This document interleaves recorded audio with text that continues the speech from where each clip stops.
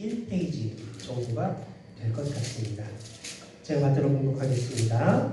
내가 너를 노하여 쳤으나 이제는 나의 은혜로 너를 긍휼히 여겼은즉 이방인들이 내 성벽을 쌓을 것이요 그 왕들이 너를 봉사할 것이며 내 성문이 항상 열려 주야로 닫히지 아니하리니 이는 사람들이 내게로 열방의 재물을 가져오며 그 왕들을 포로로 이끌어옵니다.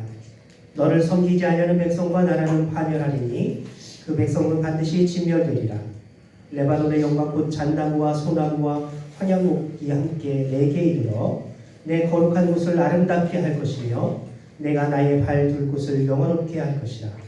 너를 괴롭게 하던 자의 자손이 몸을 굽혀 내게 나오며 너를 멸시하는 모든 자가 내 발 아래 엎드려 너를 일컬어 여호와의 성읍이라 이스라엘의 거룩한 자의 시온이라 하리라. 전에는 내가 버림을 입으며 미움을 당하였으므로 내게로 친한 자가 없었으나 이제는 내가 너로 영영한 아름다움과 대대의 기쁨이 되게 하리니 내가 열방의 젖을 깔며 여러의 유광을 깔고 나 여호와는 내 구원자 내 구속자 야곱의 전능자임을 알리라. 내가 금을 가져 노술 대신하며 은을 가져 철을 대신하며 노수로 나무를 대신하며 철로 돌을 대신하며 화평을 세워 관원을 삼으며 의를 세워 감독을 삼으리니 다시는 강포한 일이 내 땅에 들리지 않을 것이요 황폐와 파멸이 내 경내에 다시 없을 것이며 내가 내 성벽을 구원이라 내 성문을 찬송이라 칭할 것이라. 다시는 낮에 해가 내게 빛이 되지 아니하며 달도 내게 빛이 비추지 않을 것이요 오직 여호와가 내게 영영한 빛이 되며 내 하나님이 내 영광이 되리니 다시는 내 해가 지지 아니하며 내 달이 물러가지 아니할 것은 여호와가 내 영영한 빛이 되고 내 슬픔의 날이 마칠 것임이로라. 아멘. 오늘은 많이 빠져서 지난주하고는 너무 확연한 차이를 보이는데 그러함에도 불구하고 하나님은 언제나 우리와 함께 하십니다. 오늘 이 예배 시간에 하나님께서 우리와 함께 하심을 믿으면서 다른 생각하지 마시고 열심히 예배 드리는 우리 모든 성도들 되었으면 좋겠습니다. 제가 제일 좋아하는 스포츠는 축구입니다. 제가 아주 군대에서는 일과 끝나고 한 4시간씩 하루에 축구를 쳤어요. 축구를 굉장히 좋아하는데 특별히 이 축구가 꼭 한국에서 하면 아침 7시, 8시에 해요. 그래갖고 회사 가기 전에 축구를 하다 보니까 전반만 보고 가면 아주 후반이 아주 궁금해 죽겠어요. 그리고 영국에서 이제 이렇게 프리미어 리그를 하게 되면 꼭 낮에 3시에 합니다. 2시, 3시. 그런데 그럼 제가 일을 하고 있잖아요. 그 결과가 얼마나 궁금한지 몰라요. 그러다가 전반을 이제 아침에 일하러 가다가 전반만 보고 갔는데 1대0, 2대0으로 지고 있다 보면 기분이 아주 안 좋아. 근데 어느 순간 이제 일하려고 하다 이렇게 잠깐 문자로 살펴봤는데 역전했다. 그럼 하루 종일 기분이 좋습니다. 야구나 축구 모든 경기에는 아주 가끔 역전승이라는 게 생깁니다. 완전히 패색이 짙었는데 아주 마지막 종료 직전에 골을 넣거나 또는 홈런을 쳐서 뒤집는 경우인데 이게 아주 감동적이고 아주 기분이 좋은 승리입니다. 완전히 진 줄 알았는데 막판에 이기는 역전승은 일반적인 기쁨보다 기쁨이 2~3배 더한다고 얘기합니다. 그러면 어떻게 해서 역전승이 일어납니까? 운이나 실수로 일어나는 게 아니에요. 이 역전승은 실력이 없으면 절대 일어날 수 없는 일입니다. 경기 내내 끌려다니면서 끝까지 포기하지 않고 버티면서 버티다 한 방에 터뜨리는 것. 이게 역전승입니다. 역전승을 이루려면 여러 가지 요소들이 있는데 정신력. 끝까지 포기하지 않는 정신력이 있어야만 역전승이 가능합니다.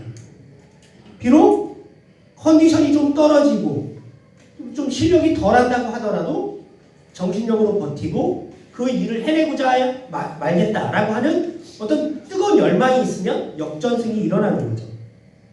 절대로 요행수 또는 어쩌다 보니까 이겼다 이런 경우는 없습니다. 우리는 이런 역전승을 이미 한번 경험한 사람들입니다. 이전에 죄와 허물로 죽었던 우리가 하나님의 은혜로 새로운 삶을 살고 영생을 얻게 되었습니다. 죽을 수밖에 없던 인생이 새로운 생명으로 거듭나는 것. 이게 우리 인생의 첫 번째 역전승입니다. 그런 역전승을 경험한 우리는 현재에 살면서 현재의 모든 처지, 고통 속에서 또 한 번의 역전을 기대하는 것은 우리가 삶을 통해서 배운 바를 실천하고자 하는 것입니다. 운이나 요행에서 비롯된 어떤 역전이 아니라 우리의 삶에서 경험한 하나님의 은혜에 근거하는 역전승. 이걸 우리는 기대하고 바라면서 살고 있다는 거죠. 오늘 우리는 본문을 통해서 하나님의 은혜를 통해 죽음의 금지에서 벗어나 이스라엘의 모습을 통해 또 다른 역전승을 기대하는 것은 우리의 믿음이다 라는 것을 배워보고자 합니다. 오늘 본문 10절을 보면 이런 말씀이 있습니다. 내가 노하여 너를 쳤으나 이제는 나의 은혜로 너를 긍휼히 여겼음즉. 하나님께서 이스라엘의 어떤 일로 인하여서 노하셨습니다. 그 일이 어떤 것인지는 앞에 쭉 읽어보면 우리가 알 터인데, 그 노하심으로 인해 하나님께서 주신 그 약속의 땅이 황무지가 될 것이다 라고 말씀하고 계십니다. 이스라엘의 삶이, 그들이 비록 열심히 살고 최선을 다하여 살았음에도 불구하고 하나님의 보시기에는 선하지 않았기 때문에 하나님께서 그들에게 노하신 것입니다. 그 노하신 상황에서 그들이 받고 있는 그 고통은 그들의 실력, 그들의 능력, 그들의 힘으로는 극복할 수 없었던 아주 크고 힘들었던 일들이었습니다. 그 힘들고 어려우니까 그들이 하나님께 부르짖었던 것이고, 그들의 모습을 하나님께서 가엾게 여기셔서 이스라엘에 은혜를 베푸시기로 작정하셨다. 그게 오늘 본문입니다. 하나님이 고통받고 있는 이스라엘에게 은혜를 베푸시기로 작정하셨을 때 어떤 일이 일어날까요? 하나님이 은혜를 베푸시면 제일 먼저 사람이 회복이 됩니다. 이스라엘은 하나님을 믿으며 산다고 얘기했습니다. 그런데 문제가 삶 속에서 일어난 거예요. 그게 무엇이냐면, 하나님을 믿으며 산다고 열심히 살았는데 어느 순간 자기가 생각했던 것보다 삶이 너무나도 치열했던 거예요. 하루를 쉬면 사람보다 뒤처지고, 하루를 돈을 안 벌면 사람보다 가난해지고, 이런 삶의 치열함 속에서 이 사람들이 점점 치열하게 살다 보니까 하나님을 잊게 된 것입니다. 하나님을 잊을 뿐만 아니라 사람을 잃어버렸어요. 친구를 잃고, 가족을 잃고, 심지어는 자기 자신까지도 잊어버렸습니다. 건강을 생각하지 않고, 자신의 꿈을 생각하지 않고, 하나님께서 주신 사명을 생각하지 않고, 다만 이렇게 살아야만 한다라고 하는 어떤 열망 때문에 결국에 자신을 잃어버리고 말았다는 것입니다. 결국 사람과의 관계는 물론 하나님과의 관계도 다 깨어져 버린 인간이 되어버렸습니다. 이러한 일로 인해 하나님이 실망을 하셨습니다. 하나님께서 사람을 만드셨을 때에는 이 세상을 다스릴 하나님의 대리자로 사람을 창조하셨는데, 인간이 살면서 하나님의 대리인으로 사는 것이 아니라 한껏 자기 자신, 한갓 자기 가족, 돈, 명예, 학력, 이런 거에 모든 것을 뺏기다 보고 마니까 하나님이 그 일에 실망하신 것입니다. 하나님이 실망하고 놓아셨을 때 하나님께서 그 사람이 가진 것들을 빼앗아 가십니다. 재물로 인해 하나님을 멀어진 자는 재물이 빼앗기게 됩니다. 사람으로 인해 하나님을 멀리하게 된 사람은 사람을 잃게 됩니다.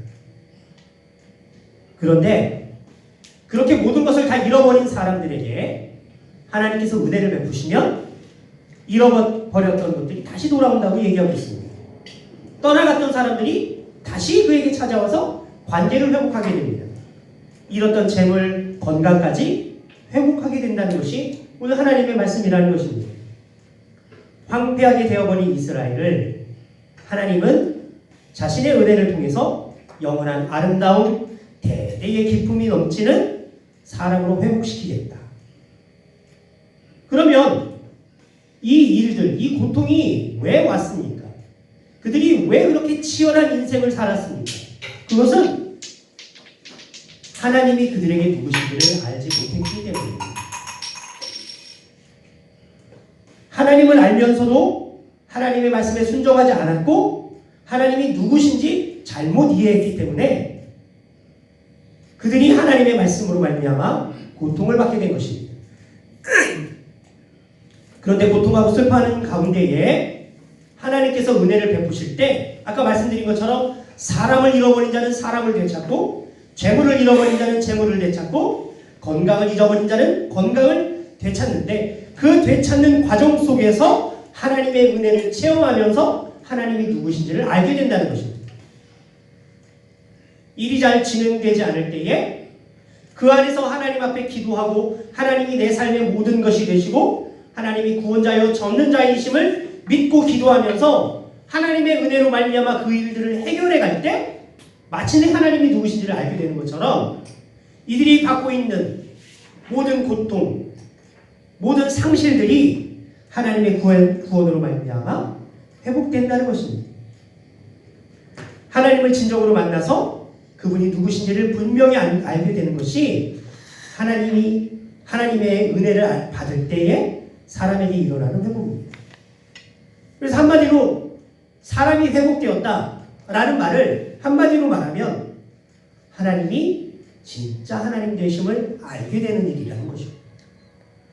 고통 가운데 하나님의 은혜를 받은 사람들은 첫 번째로 하나님이 내 하나님임을 알게 됩니다. 그 하나님이 내 아버지심을 알게 되는 거죠. 그렇게 하나님을 분명히 알게 된 사람, 그 사람에게 두 번째 은혜가 임합니다. 그것이 무엇이냐면 성벽이 회복된다라고 말하고 있습니다. 우리가 가끔 사극을 보면 성벽이 얼마나 중요한지 압니다. 미국 드라마 보면 왕좌의 게임이나 이런 것들을 보게 되면 성벽을 무너뜨리기 위해서 갖은 노력을 다합니다. 성벽에 사다리를 대고 막 올라가거나 성벽 그 앞에 막고 있는 문을 부수기 위해서 커다란 그냥 통나무에다 바퀴를 달아갖고 막 때려 부시는 장면이 나옵니다. 왜 그렇습니까? 성벽이 무너지면 침공당하고 정복당하기 때문입니다. 지금 하나님께서 주시는 이 말씀 가운데 이런 말씀이 있습니다. 전에는 돌로 성벽을 쌓았지만 이제는 철로 성벽을 쌓게 될 것이다. 그러니까 무너질 만한 돌로 너네들이 너의 삶을 보호했지만 이제는 무너지지 않는 벽으로 너희를 보호할 것이다 라고 말하고 있습니다. 그런데 그 성벽을 누가 쌓느냐? 그 성벽은 이스라엘 사람들이 쌓는 것이 아니라 이스라엘을 괴롭히고 성벽을 허물었던 이방인들이 이스라엘을 위해서 튼튼한 성벽을 쌓게 된다라고 말하고 있습니다. 우리에게 수많은 침공을 가했던 수많은 적군들이 우리가 하나님을 알고 하나님이 누구신지를 알고 깨달아 그렇게 살아가는 사람들에게 이방인들이 돌아와 우리의 삶을 윤택하게 해줄 것이라고 말하는 것입니다. 그 새로 쌓인 성문은 항상 열어놓고 닫지 않는다고 말하고 있습니다. 성을 쌓아놓고 성문을 닫지 않는다? 이상하잖아요. 성을 쌓아놓고 성문을 닫지 않으면 사람들의 왕래가 자유롭게 됩니다. 이 말은 어떤 말이냐면 더 이상 쳐들어올 적이 없어졌다라는 것입니다. 적들이 이제 친구가 되어 문을 열어놓고 서로 왕래하며 평화롭게 살아가게 된다는 거죠. 하나님이 이스라엘의 은혜를 주시면 성문을 다 열어놓고 성문을 잠글 필요도 없는 평화로운 삶이 온다. 이게 지금 하나님께서 우리에게 주시는 회복이라는 것입니다. 하나님이 이스라엘에게 이렇게 살기를 원하셨어요. 이렇게 된다라고 말했지만 정작 이스라엘은 그렇게 살지 않았습니다. 오히려 성문을 굳게 닫아 잠그고 자신의 처지, 자신의 상황, 타인의 시선을 들어서 주변의 이웃을 돌아보지 않았습니다. 자신만 하나님을 믿고 살면 된다는 식으로 스스로의 의로움만 추구하고 살았습니다. 또한 하나님께서 그토록 사랑하신 자기 자신의 몸을 돌보지 않고 가족의 안위만을 위해서 철저하게 자신을 외면하며 평생 한 마리 쉽게 하지 못하고 외롭게 살아왔습니다. 그러한 이기적인 가족의 민족애가 하나님의 뜻에 맞지 않았기 때문에 자신과 자신의 가족의 고통이 따라오게 된 것입니다. 하나님이 말씀하십니다.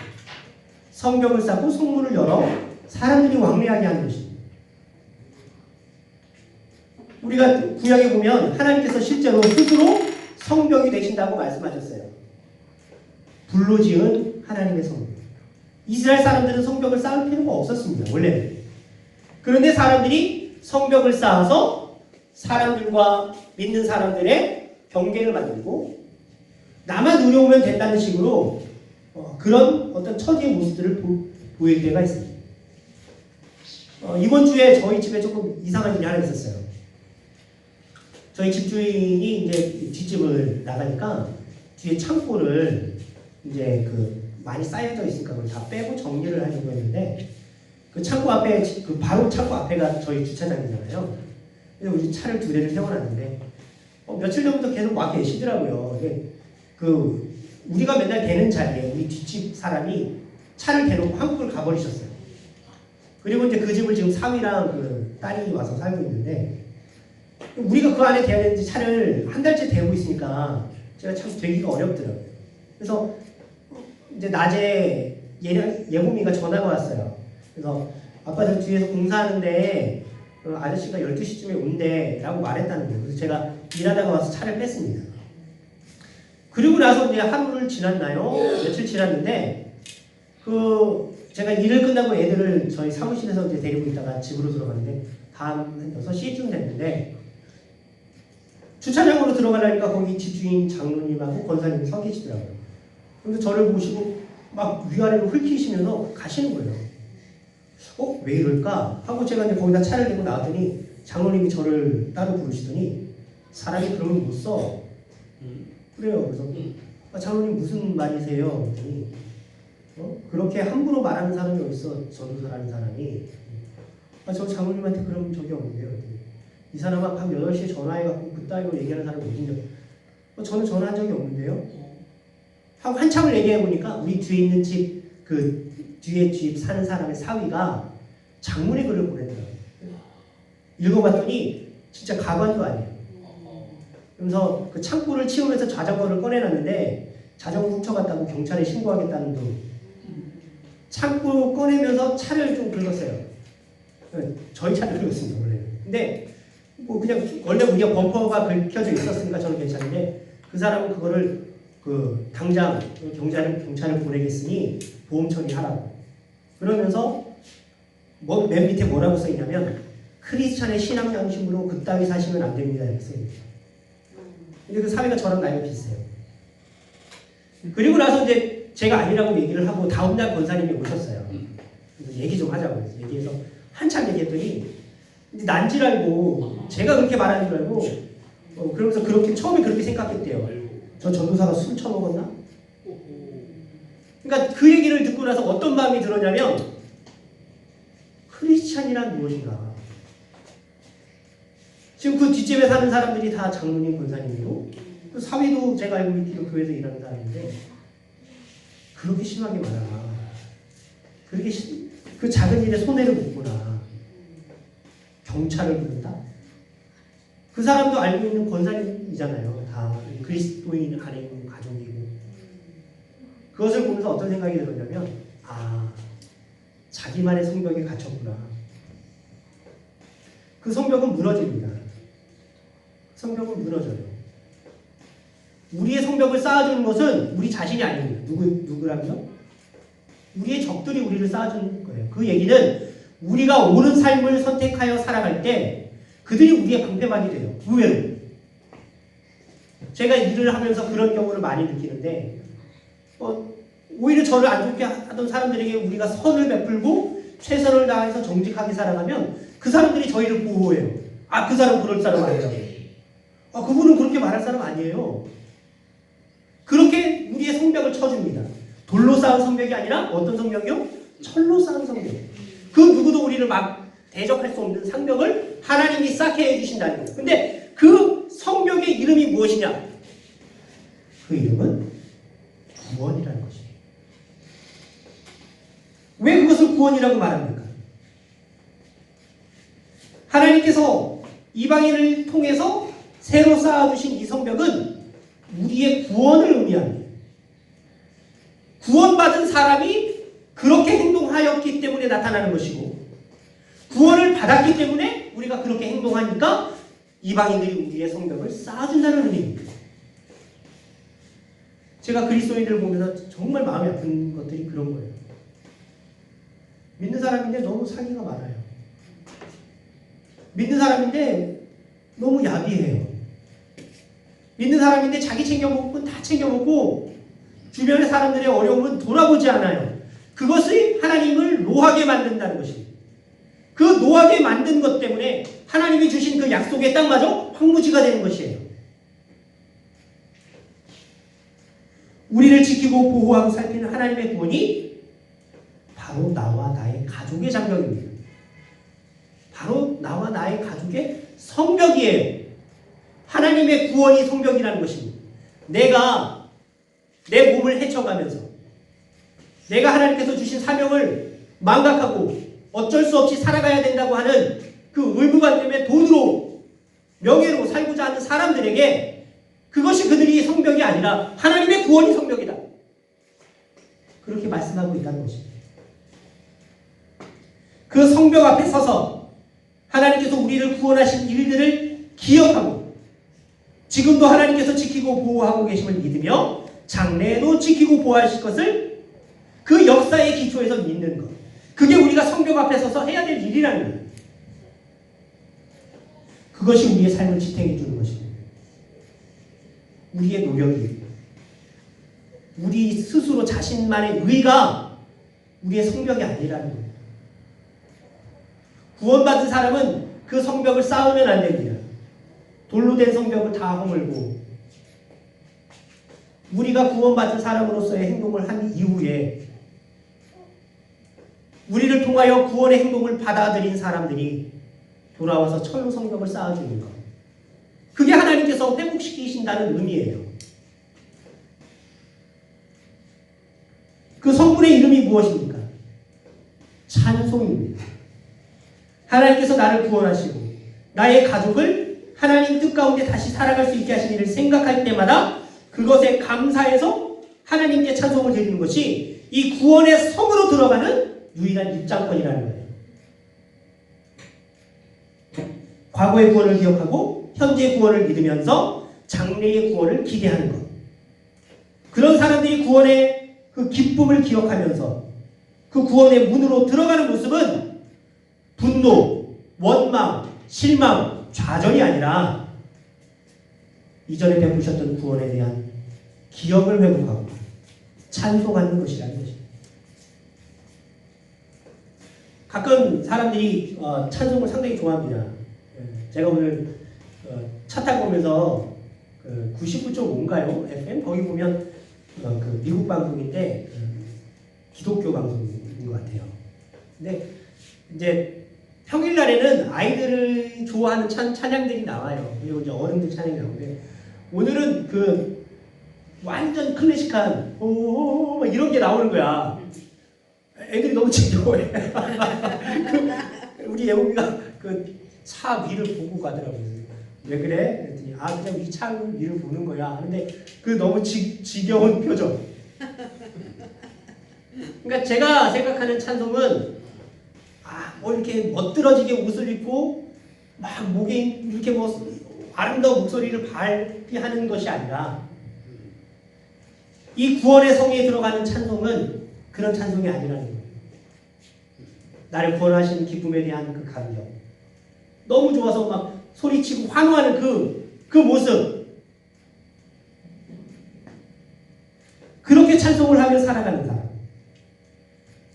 그렇게 사는 것이 하나님께서 회복시키는 사람의 삶이라는 것입니다.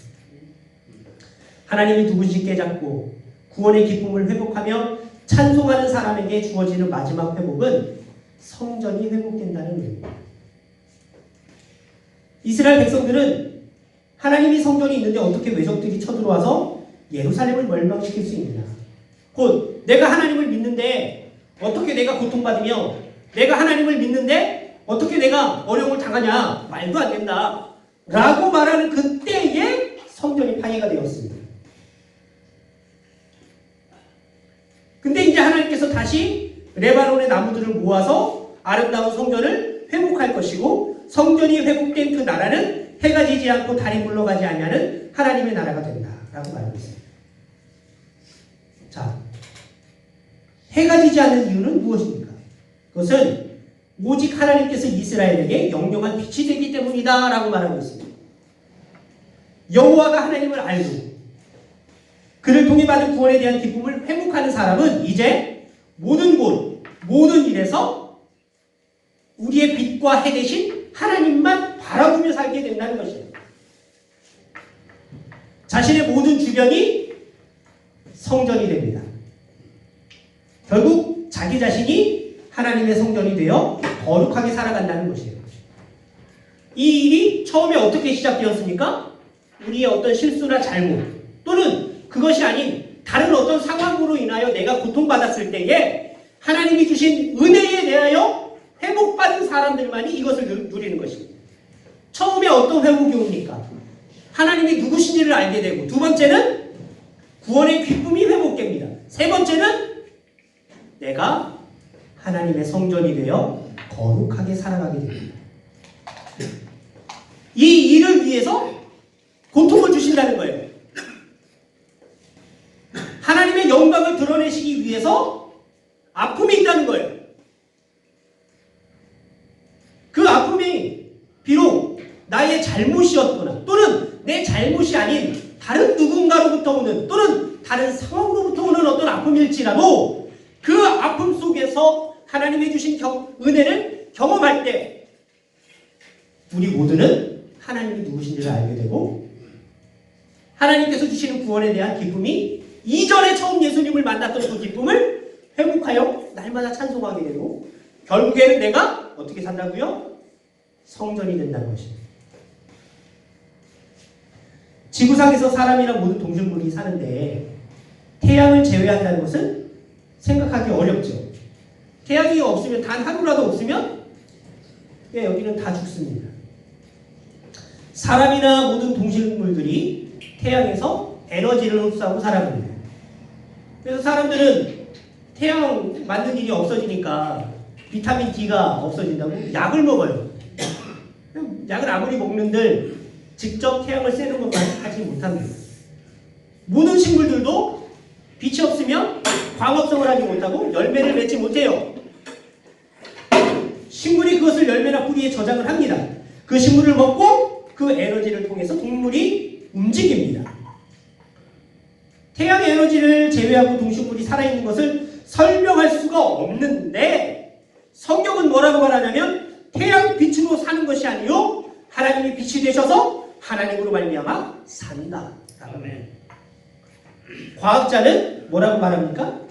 태양 없이 그 어떤 존재도 살 수 없다고 말합니다. 의사는 뭐라고 말합니까?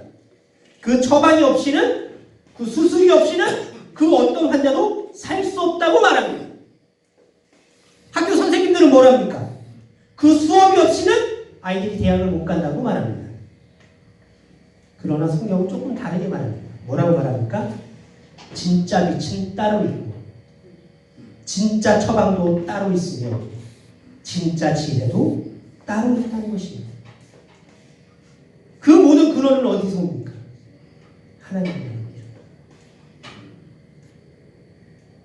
이번 주에 우리 아이들이 저희 사무실에 있었어요. 방학이니까 갈 데가 없어갖고 제가 이제 오전에 이제 잠깐 밥 먹이고 애들끼리 있게 하다가 12시쯤 되면 제가 올라서 점심 먹이고 저희 사무실에 데려오는데 사무실에 있으니까 이제 그 직원들이 많이 왔다 갔다 하잖아요. 외국 직원도 있고 막 그러는데 한 직원분이 우리 여보한테 공부 잘해? 라고 물어봤어요. 공부 잘해? 아니 어르신들은 딱 공부 잘해라고 물어봐. 그래서 저랑 닮았어요 라고 그랬어요. 저랑 닮았다는 의미는 공부를 잘 못한다는 의미예요. 저랑 닮았어요. 근데 공부를 잘 못하지만 제가 얘한테 바라는 것은 있다고 말했어요. 왜냐면 우리 예봄이가 갖고 있는 하나님이 주신 지혜가 있어요. 우리 예봄이가 기도 상당히 잘합니다. 장난 아니에요. 우리 예봄이는 제가 어제 그래서 둘이 잠을 우리 지하에서 이제 셋이 자는데 예강이는 자고 둘이 자다가 예봄이가 기도도 잘하고 뭐 이런 걸 하는데 야 예봄아 빌리 그리암 목사님의 딸도 이벤저리스트로 복음을 전하고 다니는데 예봄이도 그럴 것 같아. 예봄이가 그러면은 그것에 대해서 너무 받아들이는 거예요. 저는 예봄이가 그 UN 같은 데서 분쟁조정위원회 화해를 이뤄내고 이제 피스메이커 역할을 하는 일들을 하나님이 주신 지혜로 예봄이가 갖고 있거든요. 그러니까 그 일을 했으면 좋겠다라는 말을 우리 사무실 직원에게 했습니다. 그 사람들은 사람이 잘 되는 것을 무엇으로 생각합니까? 성적이에요. 성적. 어떻게 하면 공부를 잘하냐? 어떤 수업, 어느 학원 다니세요? 우리 애들은 학원을 안 다녀. 하나님이 얘네들이 자신의 뜻만 정확하게 갖고 있고 자신에게 주어진 숙제를 철저히 하고 자기 시간만 매니지먼트 잘하면 하나님이 주신 지혜로 이루어냅니다. 그래서 저는 이 본문을 보면 딱 생각이 나요. 과학자들은 태양 없이는 존재할 수 없다고 말하지만 성경은 아니에요. 진짜 빛이 있다고 말합니다. 의사는 이 약 아니면 죽는다고 말해요. 그러나 저는 믿습니다. 하나님이 주시는 처방이 따로 있습니다. 아멘. 그 처방, 그게 진짜라는 것입니다. 아멘. 우리는 성경은 우리의 빛, 우리의 생명의 근원은 하나님이라고 말씀하고 그 하나님이 때문에 살게 되는 세상이 곧 다가온다고 얘기하고 있습니다. 그 세상은 지금 현재 우리가 누리고 있는 구원이에요. 장차 지금 우리가 겪고 있는 모든 고통에서 벗어나 하나님께서 주시는 은혜로 말미암아 맞이하게 될 하나님의 그 놀라운 세상이 바로 이것입니다. 그래서 하나님이 우리의 영영한 빛이 되시면 현재의 모든 고난, 현재의 모든 고통, 현재의 모든 좌절, 슬픔의 날이 마치게 될 것이다. 이렇게 말씀하고 계신 것입니다. 21절에 말씀을 마치는 말씀이 나옵니다. 내 백성이 다 의롭게 되어 영영이 땅을 차지하리니 그들은 나의 심은 가지요 나의 손으로 만든 것으로서 나의 영광을 나타낼 것인즉 모두가 다 의롭게 되고 영영이 거하게 될 것임이니라. 말씀을 마칩니다. 이사야 선지자는 쇠약해가는 것을 보면서 이 나라가 망해갈 것을 보면서 메시지를 전하고 있습니다. 이 메시지는 평안한테 주는 메시지가 아닙니다. 이스라엘이 온갖 부패, 온갖 부정, 잘못된 자기의 자신만을 의롭다 생각하는 선민의식 이런 것들로 똘똘 뭉쳐 있을 때 하나님의 말씀을 전하는 것입니다. 이방민족이 쳐들어올 것 같은 그 무서운 시절에 이제 그만이다, 이제 끝이야, 세상이 다 끝났어 라고 말하는 때마다 이스라엘의 말씀을 전하는 이사야는 출애굽의 역사를 다시 한번 생각하게 만드는 것입니다. 그 기억을 자꾸 끄집어내는 거예요. 아니야, 너네들 망하지 않았어. 너네들 끝나지 않았어. 기억해봐. 그 이전을 기억해봐. 다 끝난 것 같고 더 이상 어찌할 도리가 없을 것 같을 때 우리를 구원하여 다시금 살아갈 기회와 희망을 주셨던 그 하나님 다시 한번 생각해보라는 것입니다. 우리가 망해서 부도가 돼서 몸이 엉망이 되어서 아무것도 할 수 없었을 때에 구원하여 하나님의 백성을 삼으신 그때를 기억하라는 것입니다. 그 희망을 주셨던 하나님을 다시 한 번 더 바라보고 살아가라는 것입니다. 비록 현실이 우리와 우리의 희망과 다르게 흘러간다고 하더라도 하나님께서 우리에게 주신 희망, 소망을 바라보면서 그래도 우리에게 주신 하나님의 사명과 복이 있음을 기억하며 어려움을 겪고 있는 나의 사랑하는 사람들에게 희망과 소망을 가르치라고 보여주는 것. 지금 우리의 역할이라는 것입니다. 주변에 어려운 분들이 계십니까? 아니면 내 자신이 힘드십니까? 지금 나의 역할은 무엇입니까? 나의 역할은 이전에 나를 구원하셔서 나로 하여금 목회자가 되게 하셨던, 비록 목회자가 되기 위하여 수많은 시절을 지나가고 고통을 받았지만, 그러나 그때 그 하나님이 나를 불러주신 하나님이 지금도 나의 하나님입니다. 그걸 깨닫게 하는 것이며. 주변에 어려운 분들이 계십니까? 삶의 기로에 서 있습니까? 그때 우리의 역할은 무엇입니까? 바로 이겁니다. 그 이전에 구원하셨던 하나님이 지금도 당신의 하나님이시다. 하나님이 하나님임을 깨닫게 하고 구원의 기쁨을 다시 한번 회복해서 아픈 중에서도 슬픈 중에서도 찬송하게 만들고 그 찬송 속에서 그 아픔을 이겨나갈 수 있도록 거룩한 삶을 살기 위해 몸부림치도록 만드는 게 지금 우리의 역할이라는 거예요. 함부로 크리스찬의 신앙 양심을 거론하면서 주변의 그리스도인들에게 아픈 말을 던지는, 예의 없는 말을 던지는 그런 사람이 되는 것이 아니라, 나의 성벽은 내가 지은 것이 아니라 나의 원수들이 나를 위해 지어주는 것이라, 그것을 믿고 살아가는 삶, 그게 거룩한 삶이라는 거죠. 물론 희망이 없다고 말할 수 있습니다. 솔직히 속된 말로 말하면 사람이 살아가는데 희망이 있으면 얼마나 있겠습니까? 사람이 있는 곳에 그렇게 감동적이고 기쁜 일이 별로 없습니다. 사람하고 살다 보면 힘들어요. 참아내는 일이 더 많습니다. 속에서 우라통이 막 치밀어 올 때도 있고, 저 미친 거 아니야? 이렇게 말할 때가 훨씬 많아요. 감동이나 기쁨이 있는 것보다. 현실만 들어보면 답답해서 못 살지 모릅니다. 그러나 그런 현실에서도 희망과 소망과 아름다운 미래를 바랄 수 있는 것이 오직 그리스도인으로 말미암은 구원받은 사람의 특권이라는 것입니다. 그래서 참아낼 수 있는 것입니다.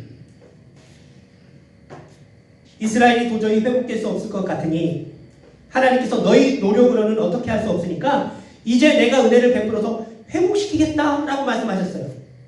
이제 너는 방법이 끝. 더 이상의 방법은 없어. 그 어떤 처방으로도 안 된다고 말해. 그렇게 열심히 공부하지 않으면 너 좋은 대학 못 간다고 말해. 그렇게 사기치지 않으면 사업에서 성공하지 못한다고 말해. 그 말 앞에서 하나님이 뭐라고 얘기하세요? 아니야. 아니라고, 진짜가 있다고.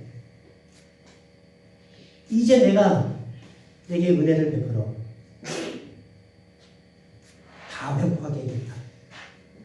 내가 심은 의의 나무가 되게 하겠다. 지금 하나님은 우리에게 하시는 말씀이라는 것입니다. 이스라엘이 놀라운 역전성을 이뤄냈습니다. 자기 노력이요? 아니요. 하나님의 은혜로. 하나님의 은혜로 역전하였다는 것입니다. 승리의 기쁨을 찬송하면서 이스라엘은 삶 속에서 또 다른 역전성을 계속 기대하며 살고 있었습니다. 지금도 마찬가지로 그 삶의 역전성을 기대하며 살아가고 있습니다. 이 얘기는 그들만을 위한 얘기가 아니라 오늘 우리를 향한 얘기입니다. 우리 집사님을 위한 얘기요, 우리 목사님 사모님을 위한 얘기요, 우리 아이들을 위한 얘기요, 저를 위한 얘기요, 오늘 이 시간 설교를 듣고 있는 모든 사람들을 위한 얘기. 오늘 우리는 예수 그리스도의 은혜로 말미암아 죄로 말미암아 죽을 수밖에 없었던 곳에서 이미 구원을 받았고 하나님의 자녀가 되는 역전을 누리고 살고 있습니다. 이제 우리는 또 다른 역전성을 기대해 봅니다. 현재의 모든 고통, 사람들이 말하는 희망 없는 인생에서 우리는 하나님의 은혜로 구원의 기쁨을 다시 회복하고 슬픔이 기쁨이 되고 근심이 찬송이 되고 마른 우리의 몸이 여호와의 심으신 하나님의 영광을 나타낸 의의 나무가 되는 놀라운 역전성을 이제 경험하게 될 것입니다. 하나님의 은혜를 경험하지 못했던 그때는 인생의 모든 고통을 저주로 여기며 살았을지 몰라도 하나님의 은혜를 이미 경험하고 있는 지금은 절망과 좌절과 실패를 하나님의 역전승을 다시 경험할 수 있는, 하나님을 만날 수 있는 귀한 때임을 깨닫고 우리의 삶의 찬송을 끊이지 않으며 살아가는 저희들 되었으면 좋겠습니다. 다음 주 우리 다시 한번 삶을 되돌아봤으면 좋겠습니다. 삶이 여의치 않을 때가 많아요. 그때마다 우리가 어떻게 해야 되죠? 우리 지난주 배운 것처럼 사도 요한처럼 그냥 예수님 사랑해서 버티고 서 있으면 됩니다. 그렇게 서 있으면 어떻게 한다고요? 기적이 옵니다. 그 기적이 무엇입니까? 하나님의 은혜예요. 그 하나님의 은혜가 우리에게 오면 어떻게 된다고요? 우리가 하나님을 분명히 알게 됩니다. 그래서 힘들 때도 찬송을 할 수가 있어요. 그 찬송하는 가운데에 그 모든 좌절과 어려움 가운데에도 정직하게 살려고 노력하게 됩니다. 정직하게 살려고 노력하는 그 아름다운 삶의 모습을 통해 믿지 않는 사람들이 우리를 보호하게 되는 이 놀라운 일들이 우리의 삶에 가득하게 될 것입니다. 하나님을 믿지 않는 의사들, 하나님을 믿지 않는 교사들, 하나님을 믿지 않는 과학자들 앞에 하나님의 살아계심을 분명하게 증거하는 이번 주 되시기를 주님의 이름으로 축원합니다. 기도합니다. 하나님 아버지 감사합니다. 오늘 이 시간 하나님의 놀라운 은혜를 우리가 다시 한번 사모합니다. 어렵고 힘든 때를 지나가고 있습니다. 그러나 그 힘든 때 나만을 위하여 또는 우리 가족만을 위하여 하나님께서 주신 사명을 망각하고 살아가지 않게 도와주시고 우리 가족과 내 자신을 위하여 살아가는 것이 하나님께서 이 땅에 나를 통하여 이루실 일을 이루어가는 삶임을 고백하게 하여 주시옵소서. 그렇게 멋지게 살아갈 때 정직한 자의 형통을 믿으며 그 형통을 통하여 믿지 않는 자들이 우리를 대적하는 자들이 오히려 우리에게 힘이 되어주는 놀라운 역전승이 일어날 수 있도록 축복하여 주옵소서. 감사하며 예수님의 이름으로 기도합니다. 그리고만 함께 찬송하시면서 준비되신 헌금 하나님께 드리도록 하겠습니다. 찬송가 540